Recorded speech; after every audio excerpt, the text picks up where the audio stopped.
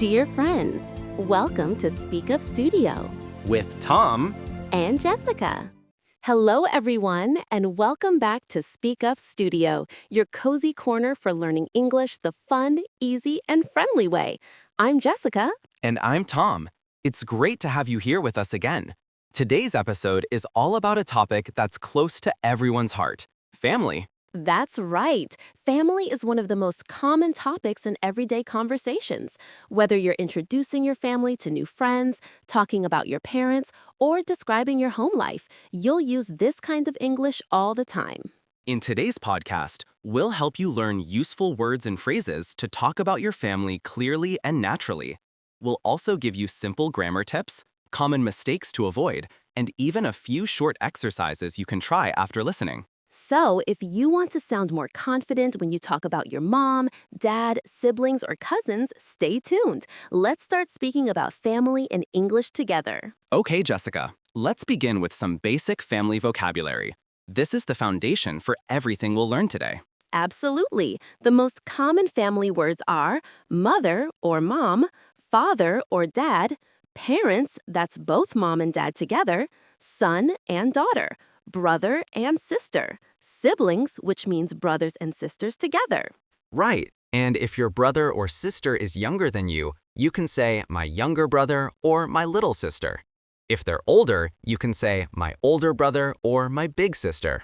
Good point. Now, let's move to the extended family, those who are not part of your immediate household. These include your grandparents, that's grandmother and grandfather, uncle, aunt, cousin, nephew, and niece. And here's a quick cultural tip. In many English-speaking countries, people often use short or affectionate forms.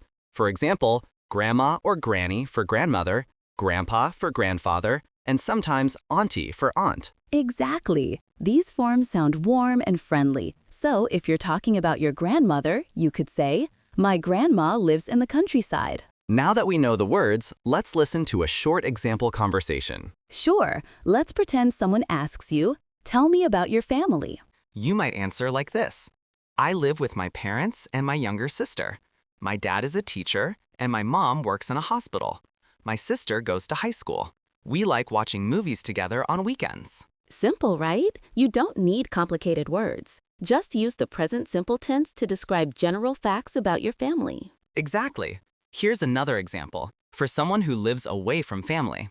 My family lives in another city. I visit them every month. I'm very close to my mother. We talk on the phone every day. That's a great one. The phrase "I'm close to" means you have a good relationship with someone.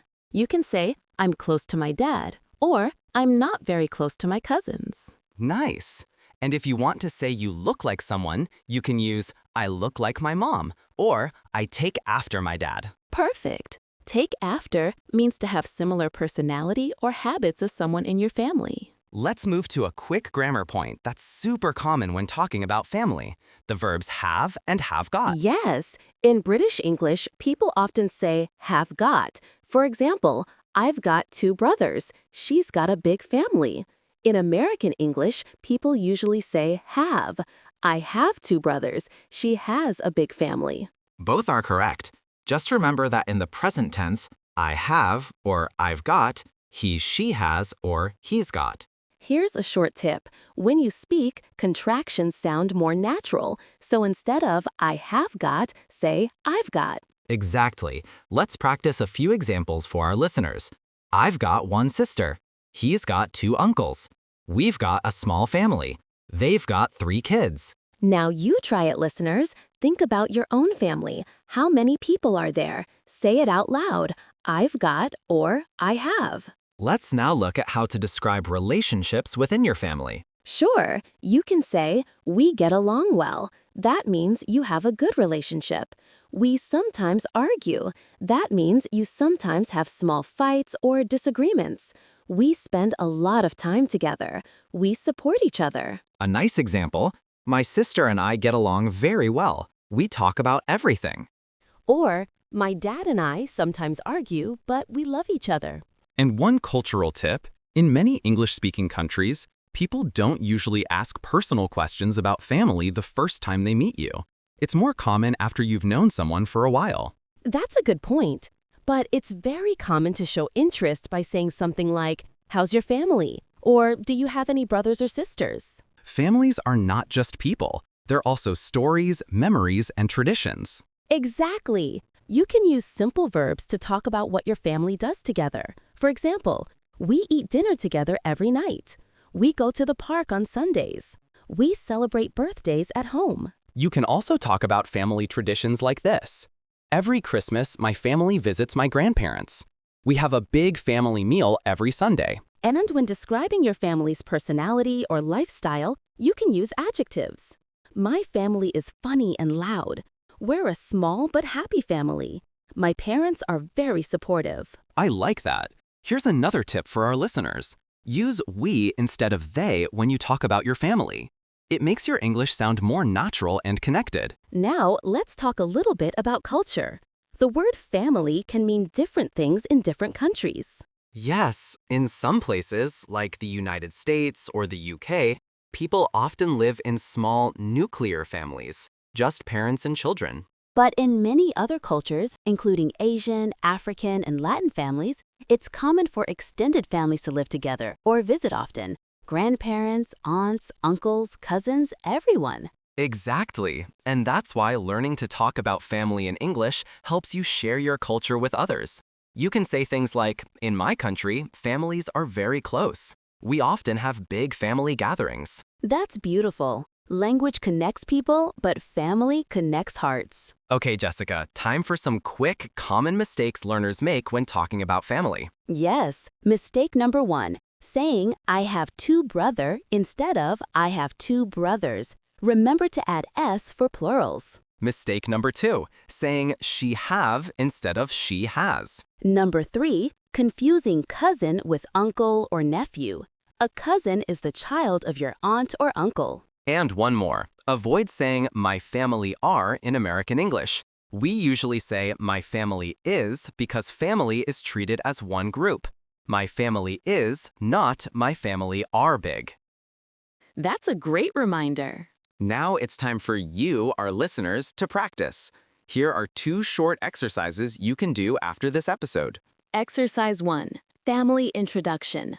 Write 5 sentences about your family. Use today's words and grammar. For example, I live with my parents and my sister. My father works in a bank. My mother is very kind. We like watching movies together. Exercise 2, Family Tree Practice. Draw your family tree and label each member in English: mom, dad, uncle, cousin, etc. You can even record yourself describing it aloud. That's a fun way to practice both writing and speaking skills. And here's a reflection question for you. Who are you closest to in your family, and why?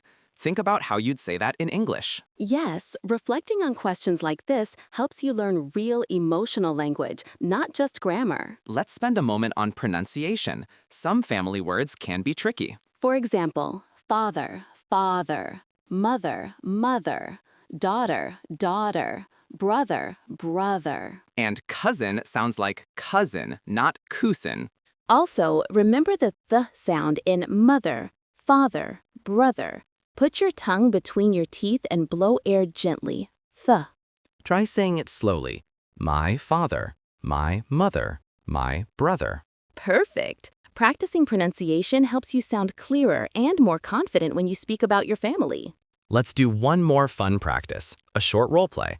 I'll be a new friend and Jessica will introduce her family. Hi, Jessica. Tell me about your family. Sure. I live with my parents and my little brother. My mom is a nurse and my dad works in a restaurant. My brother is 12 years old. He's funny but sometimes noisy. We like playing board games together. Nice. That's simple, natural, and full of useful words. You can try the same thing at home. Pretend you're introducing your family to a friend. Record yourself and listen back. It's a great way to improve your fluency. Exactly. Don't worry about being perfect. The goal is to speak and enjoy the process.